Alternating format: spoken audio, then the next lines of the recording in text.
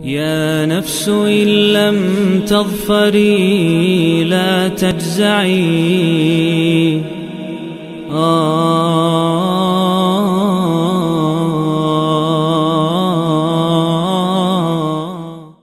آج کی ہماری آیت ہے سورہ فاتحہ کی، ایاک نعبد و ایاک نستعین۔ اے اللہ، ہم تیری ہی عبادت کرتے ہیں اور تجھ سے ہی مدد مانگتے ہیں۔ یہ مکمل سپردگی کی علامت ہے، یہ مکمل عبدیت کا اظہار ہے، یہ کسی کو مکمل طور پر اپنا آقا مان لینے کی بات ہے۔ یہ وہ لذت ہے جو کہ غلامی کے اندر حاصل ہوتی ہے، جو کہ سجدوں کے اندر آتی ہے۔ کسی کو اپنا آقا مان لینا، کسی کو اپنا پروردگار مان لینا، یہی تو سب کچھ ہے جس کے لیے ابھی تک ہم نے تمہید باندھی ہے۔ یہی تو وہ بے توقیری ہے جس کے اندر ہمیں لذت محسوس ہوتی ہے۔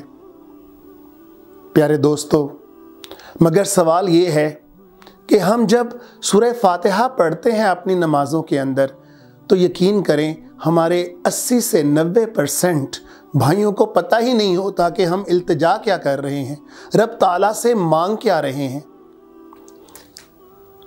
یہ آیت ڈر اور امید کا ایک خوبصورت امتزاج ہے۔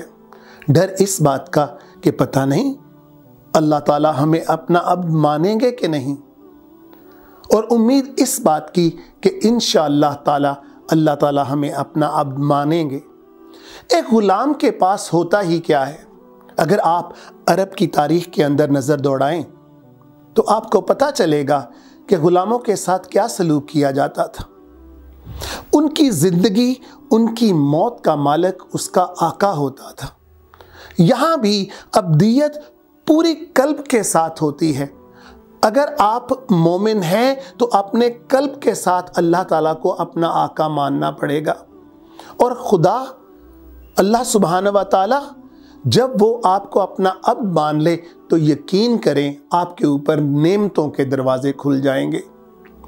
جہاں جہاں قرآن پاک کے اندر نبی صلی اللہ تعالیٰ علیہ وآلہ وسلم کو اللہ تعالیٰ نے اپنا عبد ایک محبت کے ساتھ اپنا عبد، اپنا غلام مانا، وہاں پر نعمتوں کی بوچھاڑ کر دی۔ سورۃ الکہف، الحمدللہ الذی انزل علی عبدہ۔ سورہ جن، نماز میں کھڑے ہونے کا حکم۔ سورہ اسراء، سبحان الذی اسری بعبدہ۔ اب ذرا دیکھیں کتنی بڑی بڑی نعمتیں ہیں جہاں پر اللہ تعالیٰ نے نبی صلی اللہ تعالیٰ علیہ وآلہ وسلم کو اپنا عبد کہا ہے۔ تو جب اللہ سبحانہ و تعالیٰ ہمیں اپنا عبد مان لیں گے، ہمیں اپنا غلام مان لیں گے، تو پھر کیا بادشاہت نصیب نہیں ہو جائے گی؟ آپ اللہ کے آگے جھک جائیں اور پھر اللہ کی نعمتوں کا نمونہ دیکھیں۔ اگر یہ غلامی مل گئی تو بادشاہت تو یہ پڑی ہوئی ہے۔ یہ کوئی عام دربار نہیں ہے دوستو، جہاں پر ہم کسی کو ملنے جاتے ہیں تو اپنا بڑا رکھ رکھاؤ، اپنے لباس، اپنی ہر چیز کے بارے میں دھیان رکھتے ہیں، کہیں بل تو نہیں پڑا، کہیں کچھ ہو تو نہیں گیا، کیا ہماری ریپو قائم رہے گی کہ نہیں رہے گی۔ یہ تو غلامی کا دربار ہے، یہ تو وہ دربار ہے جہاں پر ہمیں سب کچھ عنایات ہونی ہے۔ وہ اردو کا شعر ہے، اس کو چھٹی نہ ملی جس نے سبق یاد کیا۔ یہ تو وہ مکتبہ عشق ہے جہاں پر جو داخل ہو گیا پھر باہر نہیں آ سکتا۔ یہ اللہ تعالیٰ کا دربار ہے دوستو۔ یہاں امیری فقیری کے اندر ہے، یہاں عزت ذلت کے اندر ہے، یہاں بلندی پستی کے اندر ہے۔ یہاں جب ہم سجدہ کرتے ہیں، اللہ کے آگے جھک جاتے ہیں، تو اس سے آگے ذلت کی کون سی انتہا ہے؟ مگر اسی ذلت کے اندر ہمیں عروج ملے گا۔ آپ ایک سجدہ کریں اللہ کے سامنے اور یقین کریں اللہ تعالیٰ آپ کو ہزاروں لاکھوں جگہ پہ سجدہ کرنے سے بچا لے گا۔ ایک بہت باریک نقطہ سمجھنا ہے ہم نے یہاں پر. اب جب کہ بات شروع ہو رہی ہے، ہم نے واسطے دیے اللہ تعالیٰ کی شان کے اور ہم کچھ مانگنے جا رہے ہیں. وہ اگلی آیت میں دوستو انشاءاللہ ہم بتائیں گے کہ ہم کیا مانگنے جا رہے ہیں. لیکن ایک بہت باریک نقطہ سمجھنے کا ہے کہ اب ہم ایاک نعبدو کہتے ہیں، ایاک اعبدو نہیں کہتے. ایاک نعبدو، ہم تیرے غلام ہیں، ہم تیری عبادت کرتے ہیں، ہم تیرے بندے ہیں. اب یہاں اکائی کا تصور ختم ہو گیا، اب یہاں اجتماعیت کا تصور ہے. اکیلے رہنا اب مسئلے کا حل نہیں. اپنی بھلائی چاہنا یہ ممکن نہیں کہ صرف آپ اپنے آپ کو ٹھیک کر کے نکل جائیں. آپ خود کے لیے نمازیں پڑھتے رہیں، آپ روزے رکھتے رہیں، آپ حج کرتے رہیں. آپ یقین کریں نجات ممکن نہیں ہوگی جب تک کہ ہم اپنے پورے معاشرے کی بھلائی کا اہتمام نہ کریں. اس لیے ایاک نعبدو نہ کہ ایاک اعبدو.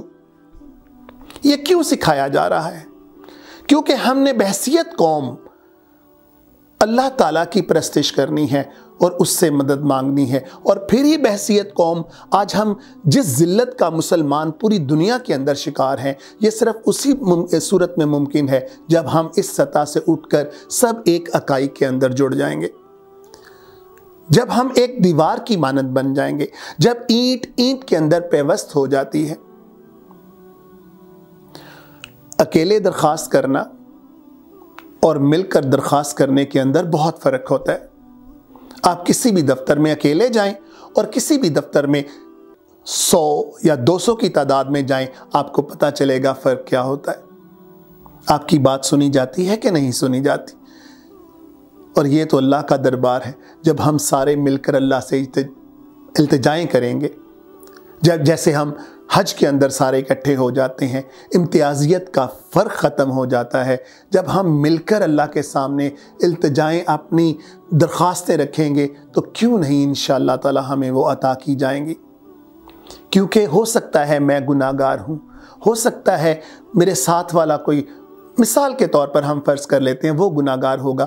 ہم سب میں سے کوئی تو ایک اچھا ہوگا جس کی اللہ تعالیٰ سنیں گے اور اس کے صدقے میں انشاءاللہ تعالی ہم سب کا بھلا ہو جائے گا.